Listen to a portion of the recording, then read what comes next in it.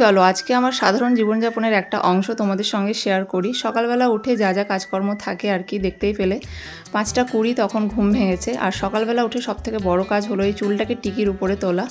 এটা সবথেকে শান্তির একটা জিনিস আমার মনে হয়। তারপর ছিমছাম কিছু খাওয়া দাওয়া শেষেই এই যে এখানে রান্নার জোগাড় করতে ব্যস্ত।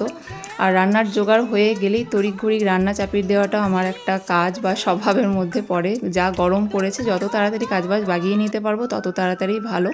সকালবেলা কাক চান হয়, বেলার দিকে ফুল চান হয়, তো তারপর বিকালবেলা একটু নিজেকে সময় দেওয়া। যে পরিমাণ মোটা হচ্ছি আমি, তো এটাই একমাত্র উপায় নিজেকে একটু ঠিকঠাক রাখার। তোমরাও এটা ট্রাই করতে পারো। তোমরা অনেকে মেসেজ করো যে কীভাবে কী ফিট থাকো না থাকো, তো অতটা কিছু বলা সম্ভব হয় না, কারণ আমি খুব একটা বেশি কিছু জানি না। নিজের যেটুকু মনে হয় ইউটিউব দেখে সেরকম কিছু ছোটোখাটো ব্যায়াম আমি করে থাকি। তো তোমরাও এই জিনিসগুলো ফলো করতে পারো। আর ভিডিওটা কেমন লাগলো অবশ্যই জানিও, ভালো লাগলে একটা লাইক করে দিও।